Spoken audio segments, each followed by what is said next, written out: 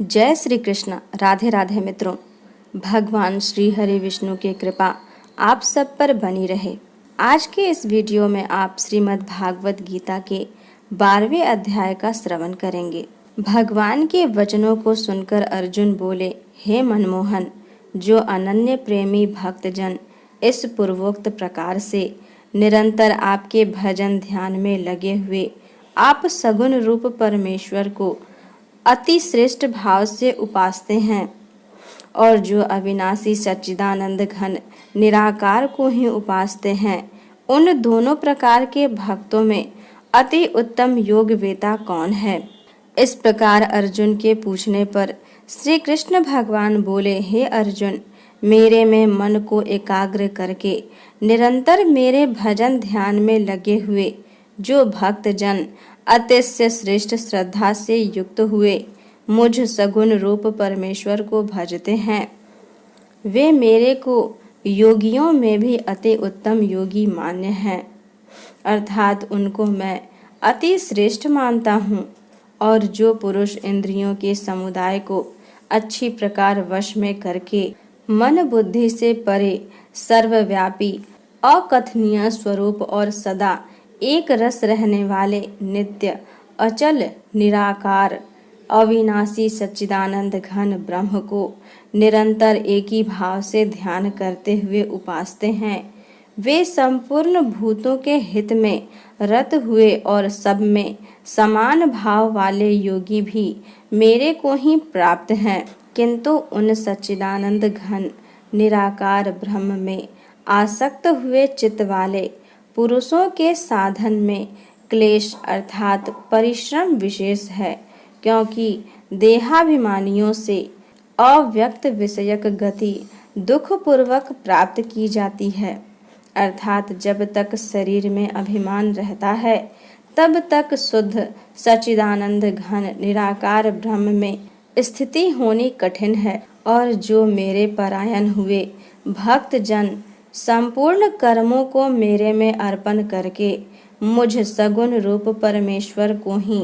तैल धारा के सदृश अनन्य ध्यान योग से निरंतर चिंतन करते हुए भजते हैं, हे अर्जुन, उन मेरे में चित्त को लगाने वाले प्रेमी भक्तों का मैं शीघ्र ही मृत्यु रूप संसार समुद्र से उद्धार करने वाला होता हूँ। इसीलिए हे अर्जुन, तू मेरे में मन को लगा और मेरे में ही बुद्धि को लगा। इसके उपरांत तू मेरे में ही निवास करेगा, अर्थात मेरे को ही प्राप्त होगा। इसमें कुछ भी संशय नहीं है। यदि तू मन को मेरे में अचल स्थापन करने के लिए समर्थ नहीं है तो हे अर्जुन, अभ्यास रूप योग के द्वारा मेरे को प्राप्त होने के लिए इच्छा कर। यदि तू ऊपर कहे हुए अभ्यास में भी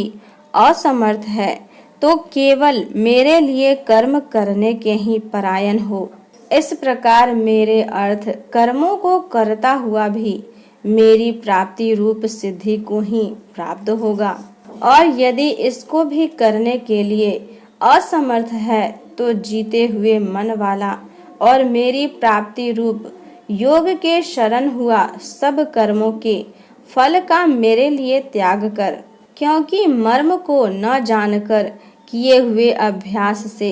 परोक्ष ज्ञान श्रेष्ठ है और परोक्ष ज्ञान से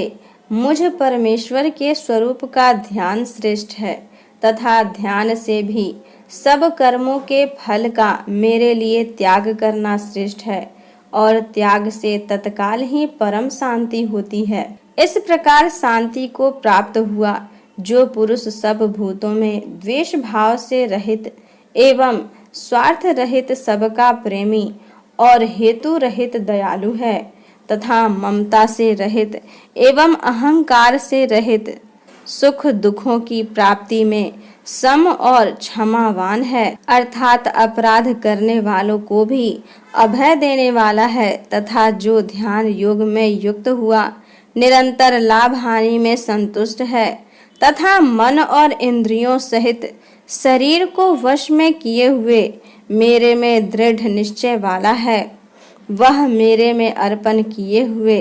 मन बुद्धि वाला मेरा भक्त मेरे को प्रिय है, जिससे कोई भी जीव उद्वेग को प्राप्त नहीं होता है और जो स्वयं भी किसी जीव से उद्वेग को प्राप्त नहीं होता है, तथा जो हर्ष, अमर्ष, भय और उद्वेग आदिकों से रहित है, वह भक्त मेरे को प्रिय है। जो पुरुष आकांक्षा से रहित तथा बाहर भीतर से शुद्ध और चतुर है, अर्थात जिस काम के लिए आया था उसको पूरा कर चुका है एवं पक्षपात से रहित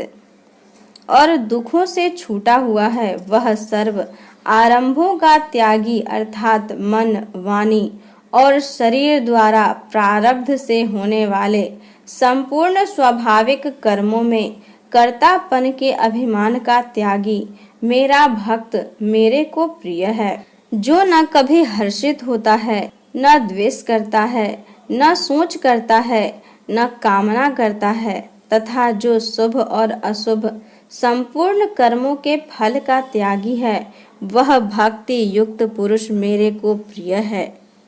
जो पुरुष शत्रु मित्र में और मान अपमान में सम है तथा सर्दी गर्मी और सुख दुख आदि द्वंद्वों में सम है और सब संसार में आसक्ति से रहित है, तथा जो निंदा स्तुति को समान समझने वाला और मननशील है, अर्थात ईश्वर के स्वरूप का निरंतर मनन करने वाला है, एवं जिस किस प्रकार से भी शरीर का निर्वाह होने में सदा ही संतुष्ट है और रहने के स्थान में ममता से रहित है, वह स्थिर बुद्धि वाला भक्तिमान पुरुष मेरे को प्रिय है। और जो मेरे परायण हुए अर्थात मेरे को परम आश्रय और परम गति एवं सबका आत्म रूप और सबसे परे परम पूज्य समझकर विशुद्ध प्रेम से मेरी प्राप्ति के लिए तत्पर हुए श्रद्धा युक्त पुरुष